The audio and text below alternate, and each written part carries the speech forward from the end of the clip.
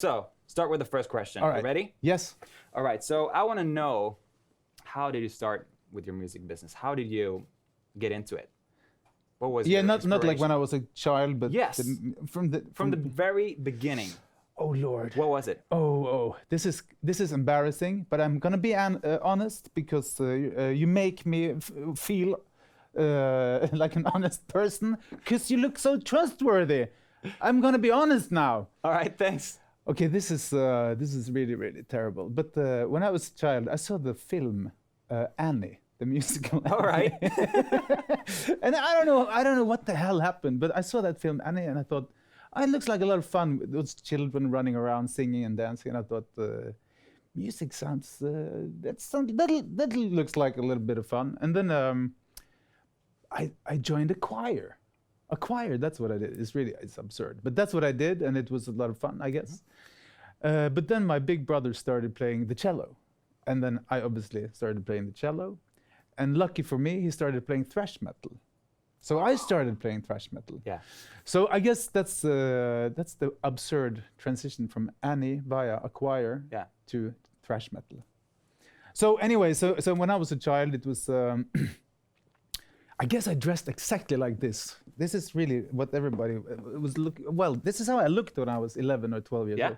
Thrash metal, skateboarding, Metallica creators, Sepultura, that kind of stuff. And at the time, Bergen was. It was those early years where I guess black metal appeared in Norway.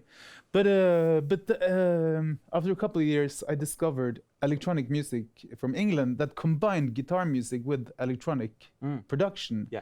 And that was, I remember when I was a child, I grew up right outside of Bergen, and everybody was listening to Black Sabbath from the 70s, or even, Beatles and all sorts of stuff from sort of before my days, or how to put it.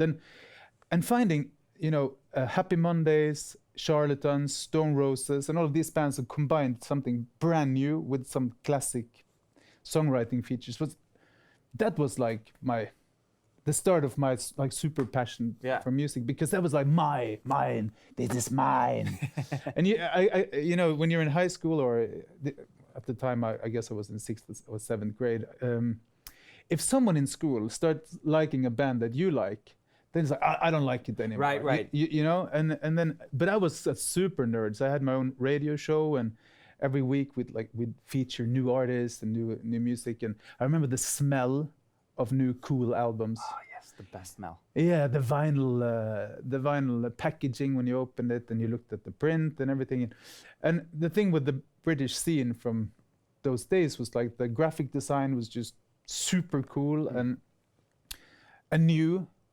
And it felt like something that was kind of ours. We didn't, and it's the same thing with BMX riding. The generation before us didn't ride BMX bikes. The generation before us didn't skateboard because it was illegal until 1989 in Norway. Wow. So anyways, and then the music that I ended up touring the world with is the music directly inspired by the music that I heard when I was like 12, with this combination of, Datarock is rock made on a computer. That's sort of the stupid name of our band. Data meaning computing in Norwegian, and then rock, obviously. Yeah. So it started with me sort of discovering. It was called Manchester rock at the time. I cared much more about Manchester rock than grunge and all of that. Right. But then I ended up in music high school. It was not like in Glee, but similar. No, but in music high school, then you had all the normal subjects, but we had 11 music subjects in addition to the normal subjects. So I had my own guitar teacher, and we had the choir, and we had ensemble, and we had writing scores and stuff.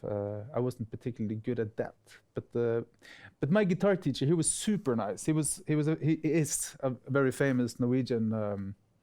I don't know the English word, but pedagogue. What is the English word? I don't know what the English word is. I don't even know. But he writes books about music theory and blah blah blah for kids and young people. and he's a master teacher kind of, and he was really funny because I said I'm not very good with the notes and I don't really care too much about it. I'm not like I have a very intuitive way of listening to music and writing music, and every class he would teach me something that I would have to practice. So I would have to learn like jazz stuff, like Pat Metheny songs and all of that. So my hands can do all sorts of weird things because thanks to him.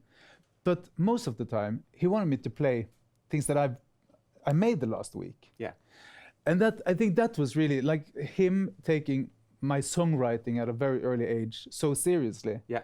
That's the reason why I ended up being a professional musician, because what I ended up writing, because he was so serious. Even my piano teacher, which is one of Norway's most famous contemporary composers, he was the same. He just wanted to hear what I made since last week. Yeah. And in fact, a lot of the songs that Datarock released at a grown-up age is songs that I wrote in high school. Wow. So anyways, but what happened was, and this is a terrible thing to say too, I guess, but I was so happy with the things that I wrote in high school, and I thought like, but this is as good as it gets. I don't think I can make anything much better than this, and obviously nothing is happening because I'm a teenager, and what's gonna happen? And Bergen felt very, very isolated at the time, right? This was the mid-90s, so nobody had an international career. I don't think I knew anyone with a record contract or anything like that. You didn't have, Bergen wasn't international like it is today. Right? Yeah, and I think there's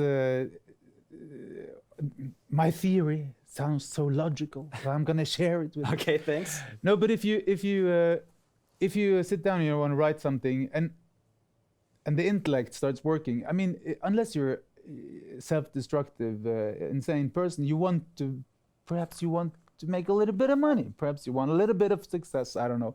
And then if you try to work from some kind of formula, chances that formula is already outdated. Yeah. So say you want to do commercial pop music or whatever. Like if you take inspiration from a hit that's going on right now or last week, or you just crack the code of whatever happened 3 months ago, that's already gone. Like nobody wants to hear that shit again. Perhaps, right?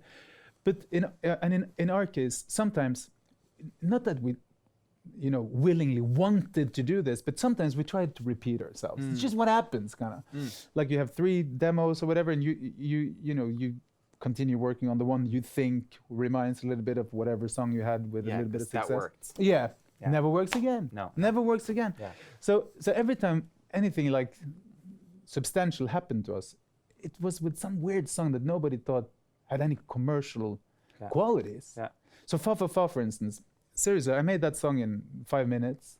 We recorded it in no time, and then I think we never mixed it. We just kind of bounced it like it was on the mixing desk, and then when we mixed the album, we're like, but that's fine, it's okay like that. We just need some lyrics. Yeah. So I wrote some lyrics, and I thought the part where I sang Fa Fa Fa, it's okay. We don't need lyrics for that. Yeah. So made like this, kept Fa Fa Fa in there.